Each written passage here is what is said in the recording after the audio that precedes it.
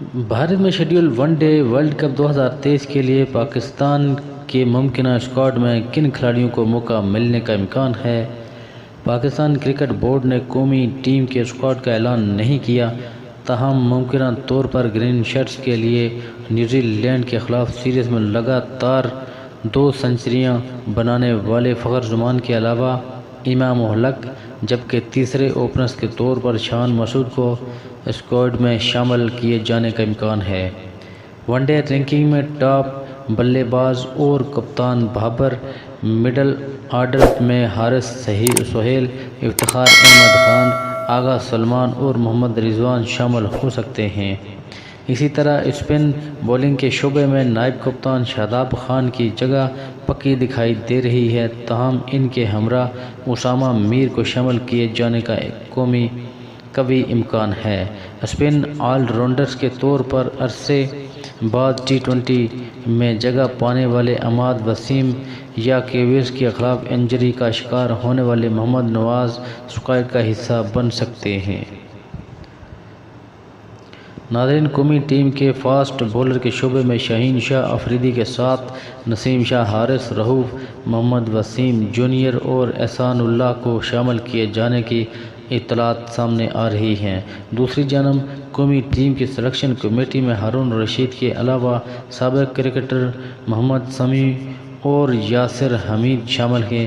ماضی میں ICC قوانین کے تحت کرکٹ بورڈ کو پہلے 30 ممکنہ اسکواڈ کا اعلان کرنا ہوتا تھا، تاہم رواں سال ورلڈ کپ میں 15 سے 16 رکنی اسکواڈ کے اعلان کی توقع کی جا رہی ہے۔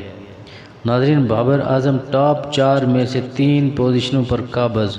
شاہین افریدی کی 11ویں پوزیشن، حارث رؤف کی 42ویں، محمد وسیم کی 69ویں نمبر پر ترقی ہو گئی ہے۔ ناظرین، پاکستانی کھلاڑیوں نے گھریلو سرزمین پر نیوزی لینڈ کے خلاف سیریز میں 1-4 سے جیتنے کے بعد ICC one day batting ranking میں اپنی پوزیشنیں بہتر کر لی۔ امام الحق، فخر زمان اور کپتان بابر اعظم نے ون ڈے رینکنگ میں اپنی پوزیشن مزید مضبوط کر لی ہے، کیونکہ یہ تینوں اب ٹاپ 4 میں سے 3 پوزیشنوں پر فائز ہیں۔ فخر زمان نے 5ویں میچوں کی سیریز کے پہلے 2 ون ڈے میں بیک ٹو بیک سنچریاں اسکور کی، جس کی وجہ سے وہ 755 ریٹنگ کے ساتھ تیسرے نمبر پر پہنچ گئے ہیں۔ انہیں اپریل 2023 کے لیے ICC player of the month بھی قرار دیا گیا ہے۔ امام الحق نے اپنے کھیلے گئے 3 میچوں میں 2 نصف سنچریاں اسکور کیں، جس میں تیسرے ون ڈے میں 90 کی اننگ میں شامل تھی، جس نے انہیں پلیئر آف دی میچ کا ایوارڈ حاصل کرنے میں مدد کی تھی۔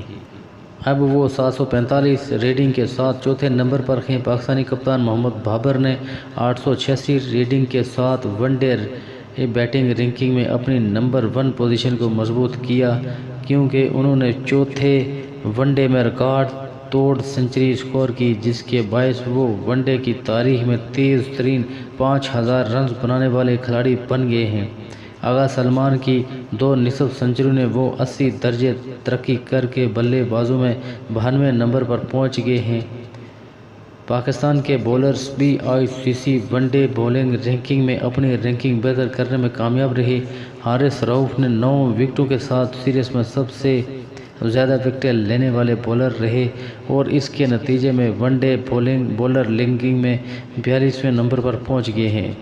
محمد وسیم 3 میچوں میں 6 وکٹیں لینے کے بعد ٹاپ 100 کے باہر سے مجموعی طور پر 69ویں نمبر پر پہنچ گئے۔